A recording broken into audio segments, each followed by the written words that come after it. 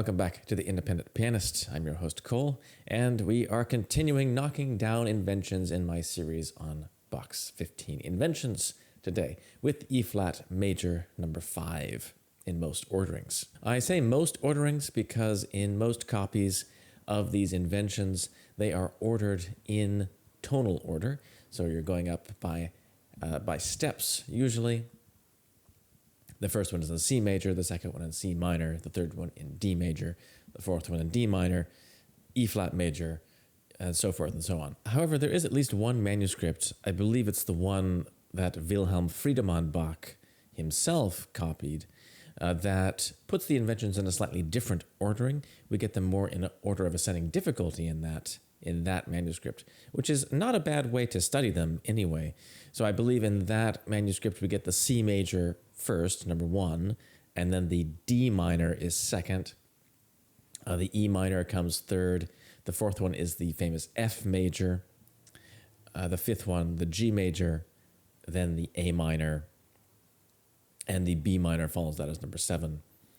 And the B-flat major is number 8, and then the others follow after that. So it's quite...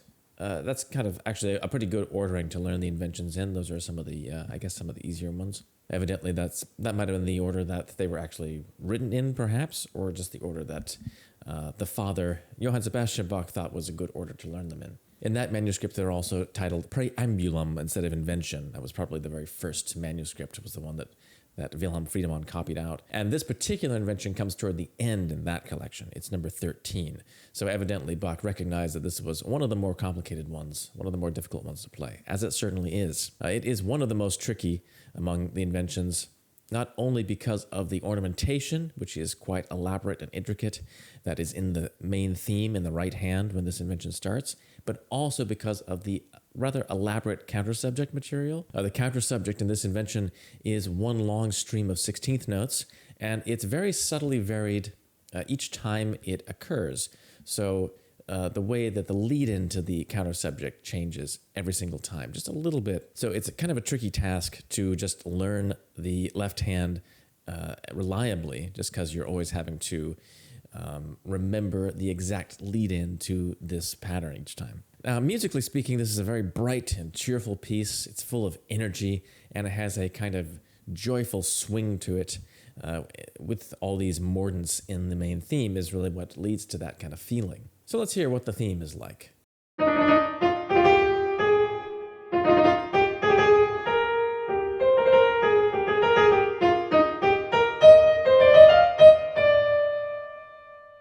So it is quite prevalent with these mordents.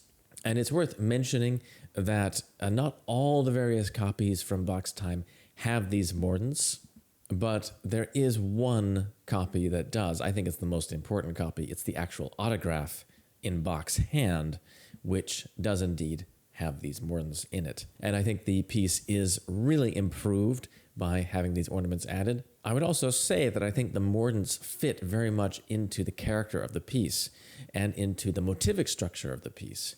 In fact, I think the mordent is kind of a symbol of the motivic structure of this piece. So not only do we have these mordents in large numbers right at the opening, so the left hand also starts with a mordent, setting the right hand off on the main theme, but even the shape of the main subject is analogous to a mordent.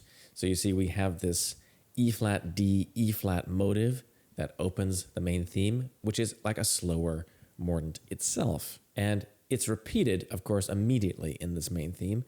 So this little motive is everywhere. Quite apart from the ornament itself, this kind of mordent lower neighbor figure is everywhere in the piece. And you can even see in the counter subject too. The counter subject starts off with this exact same pattern in 16th notes. And you get little mordent-like figures in that counter subject as well. So I just love that. I think this is another example of how motivically dense a lot of this Germanic music really was. This is obviously kind of a foreshadowing of the style of someone like Ludwig van Beethoven and many other more Germanic style composers. They would write in this kind of motivically dense way where there might be just one kind of melodic idea that they're developing in various ways in all the parts. So I think that tells us a lot also about the character of this piece. The term mordant literally derives from the Italian word for a bite. So it's that kind of crisp, biting quality that really rules, I think, in this invention. And it's really just rollicking good fun. This is one of the most enjoyable to play and one of the most humorous and fun inventions in the set. And just as a technical aside, I do recommend starting this first mordant in the right hand just a little bit early. Instead of trying to do it on the beat, I kind of let it combine in with the 16th notes. I think it has a wonderful kind of swing that way, and it allows you to fit it in here in a very stylish kind of way.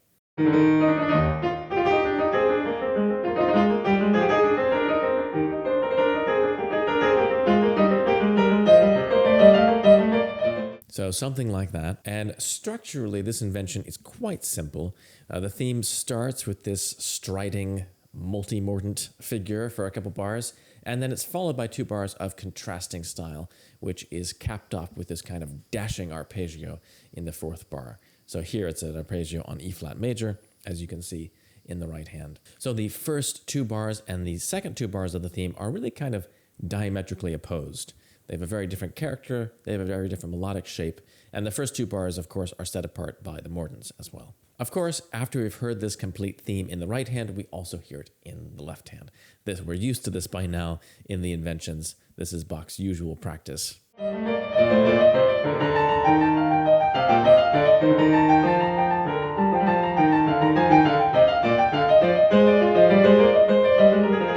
It's also interesting here that in the left hand, Bach does leave out the first mordant in the left hand, so on the 8th note immediately after those 2 16ths that kind of have the mordant shape.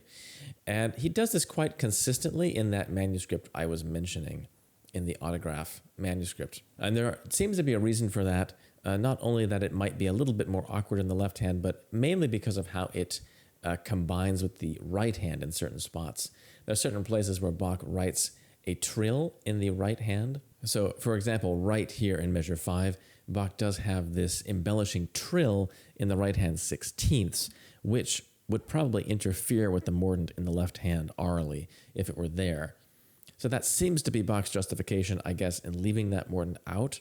I tried learning it with the mordant and without, and in the end, I thought that because of the way Bach was writing the ornaments, it did have a cleaner sound if you left the first mordant out in the left hand. So that actually is my recommendation, and it seems to be borne out by Bach's markings in this case. He's quite consistent about that, about leaving that first mordant out. So since the theme has this kind of very episodic nature, like I mentioned, the first 2 bars are kind of diametrically opposed to the second 2 bars, it's very easy for Bach to take it apart and treat the different parts of the theme developmentally. So particularly the first part of the theme with the mordants is going to be treated in various ways as Bach is cycling through different key areas. And one of my favorite variants is when the theme comes in the bass, quite low down in the bass range of Bach's harpsichord, roughly halfway through the piece. In this iteration of the theme, the mordant idea is repeated a step lower every time instead of striding upward. It kind of sinks downwards. And we're also in a minor key at this point. And so all that together gives it this kind of weird, sinister feeling compared to the optimism of the rest of the piece. It's very interesting how much of an emotional difference Bach is able to make with just that one switch. So here is that spot.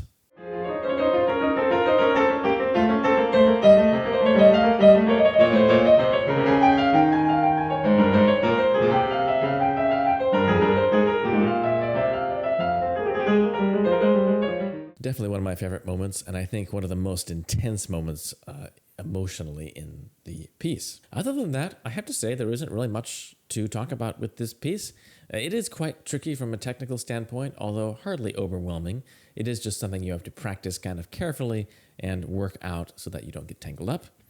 But really, it's quite a joy to play and unjustly neglected among the 15 inventions. It actually ended up being one of my favorites, although it wasn't one that I was very much acquainted with before this project of learning all the Bach inventions. So that's about it. Thank you very much for watching, and thank you to all my patrons on Patreon.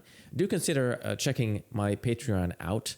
It's at patreon.com/independentpianist, where you can sign up to make donations and say thank you if you enjoy this material and you'd like to see more videos like it. This, of course, is part of my larger series. I'm almost finished with the Inventions now. We just have a few more to go. And I'm going to be carrying on with the Symphonias next. And eventually, I'm planning to get through all the works of Bach for the keyboard, or at least all the major works, all the well-tempered clavier and the various partitas, suites, and so forth. So thanks for tuning in, and I'll be back with another video next week. Until then, take care, and please keep practicing.